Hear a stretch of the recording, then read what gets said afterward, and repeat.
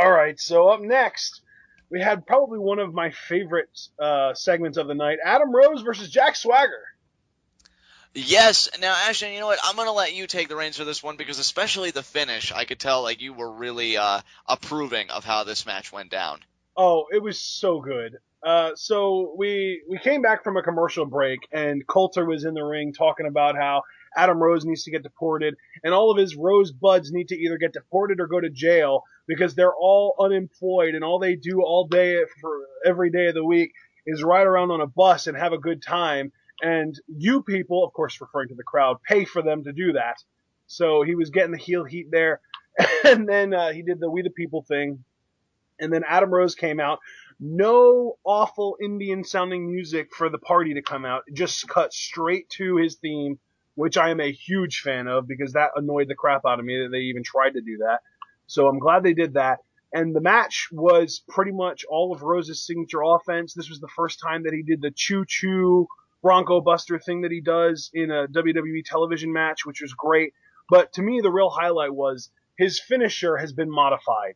Now, I don't remember exactly what the name of his finisher was or what the technical name for it was. I know that it was just the party foul and that it was like a headlock facebuster kind of thing. But he added some huge emphasis to it. He actually like jumped up, like you know how Dolph does the show off DDT where he jumps up and while he's hanging in the air and then he comes down with the DDT. Well, Adam Rose kind of did that with the party foul here. I really like that modification of the move. I love that you marked out on Skype because again, I was still dealing with my personal call. But yeah, I think that was a nice tweak. I love the energy of Adam Rose in the ring. I do think he can click with the crowd. I think Swagger wasn't necessarily a horrendous start because again, this match was. I agree with your assessment. I just don't know as a feud overall if Swagger was the best first choice. But Adam Rose seems to be doing just fine. I still have high hopes for the gimmick, and yeah, I just love that variation on the party foul. Now it seems like things are finally really gelling for Adam Rose. Yeah, the one negative that I can say is that there were pretty big CM Punk chants at one point in this match. Oh man, I think James said it best. The people doing the CM Punk chants, I'll give you the clean version. Just need to give it a rest. I mean, the man left on his own accord. What do you He's want from him? retired. You don't see people. Well, never mind. I shouldn't say that because I was getting ready to say you don't see people chanting Randy Savage, but we should ask Orton and Sheamus how it feels to get that chanted in your face. Right? Yeah. No, it's just it's awful. To have them just totally. What were you gonna say? I said it's disrespectful. Yeah, it's completely disrespectful, and I'm sure it's disheartening to the workers who are trying to tell a story and trying to advance their own careers, and just have people have on their mind a guy who, and it's nothing against Punk. I'm just stating facts. He walked out on his own accord. That's not trying to put it negatively, positively, whatever. It just is. So what do you expect them to be to do about it? They're still a company. They still got to put bread in people's mouths. They still got to do business. Punk even said it in his work shoot back in 2011. He's just a cog in the machine, and he understands that. So let's just all go about business, guys. Yeah. All right. So up next, we had a very brief Uso promo with Byron Saxton. Really nothing special, John. So unless you have something to add here, we're just going to move on. Nope, nothing at all. All right. Up next, we had Luke Harper and Eric Rowan, the Wyatt family. No Bray at ringside here. And this isn't because he was banned. It's just because he just didn't show up tonight. No Bray versus the Usos in a non-title match. Now, this was a freaking awesome match, but I'm going to come right out and say it. I'm sick of the Usos. You know what, dude? First of all, I agree with you. I do have a funny little anecdote I want to share because again, my call lasted in total like an hour and 32 minutes, so you could tell like I was on the phone for most of this Raw. But this match had me so sucked in. I had to really fight hard to contain my reactions because I can imagine, Ashton, how you were feeling, and I really wish we could have shared it together. But I was pulling for the Wyatt family hard because you and I have been wanting them to get their tag title shot forever now. And I'm thinking, okay, if they just win, Money in the Bank could be a thing for them, tag team titles on the line. And the back and forth and back, like I remember I really wanted to pop when Harper got the knees up for the Uso splash, and then the Uso would get the super kick, and I'd think, oh no, Harper, don't get pinned. Then he'd kick out, and I'm like, it was so hard to contain my reactions. I don't know how I did it, but when the victor emerged, to say I was elated would be the grossest understatement a person could make in quite some time about me. So, Yeah, this match was awesome. Some of my favorite spots include Luke Harper doing his quote unquote typical suicide dive onto one of the Usos. Eric Rowan's finisher. Dude, I didn't even know that he had that move in his arsenal. don't you approve that? Like, I was like, oh man, I can't wait to talk to Ashton about Eric Rowan's new finisher, and I'm so glad you said it that way because I love it, dude. So It's good. so Just perfect. overpowering the other guy.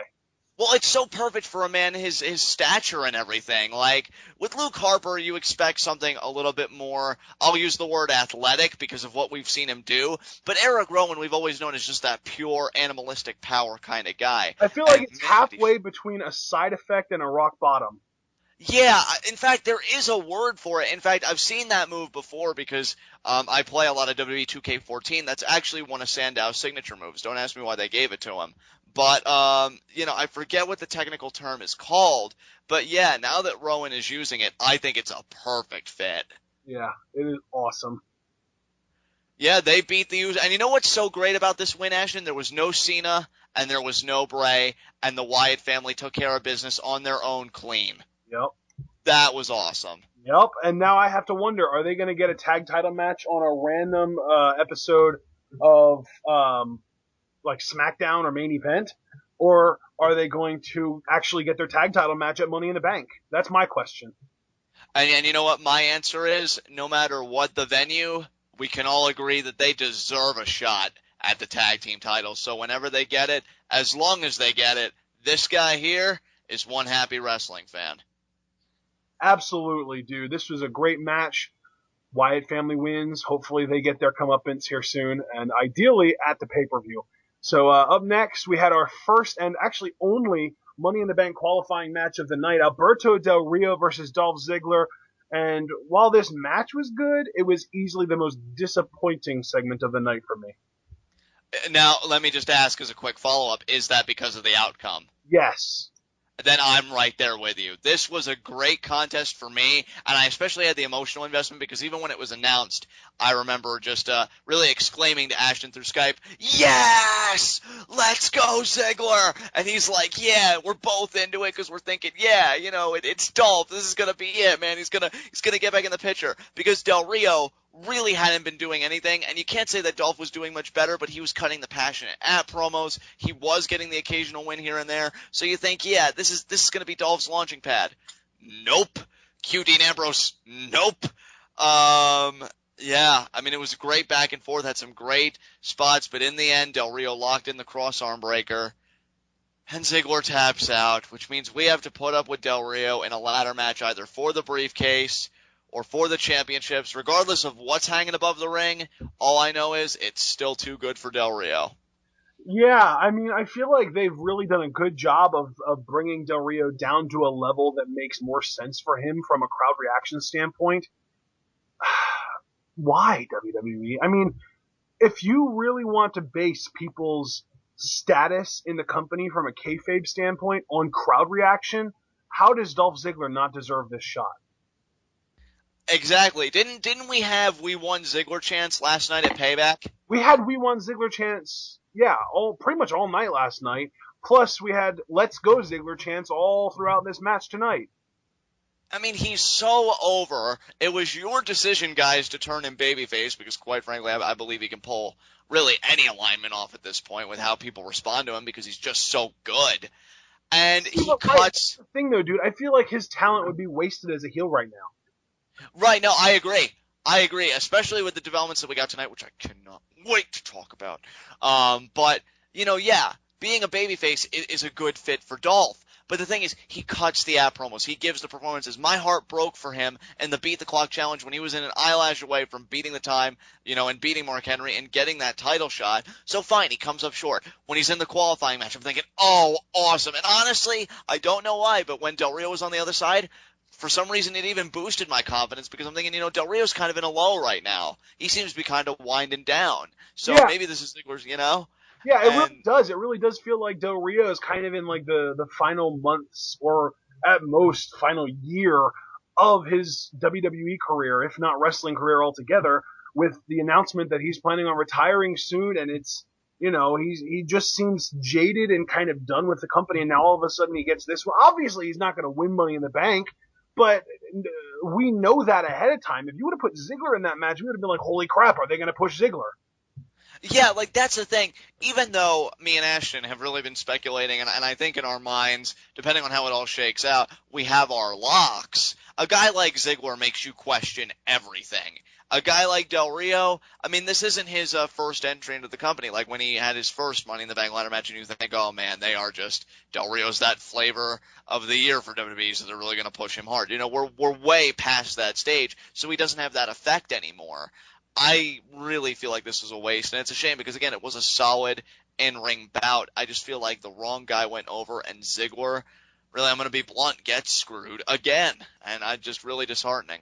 Yeah, it is. It is disheartening, but nothing we can do about it, so let's move on.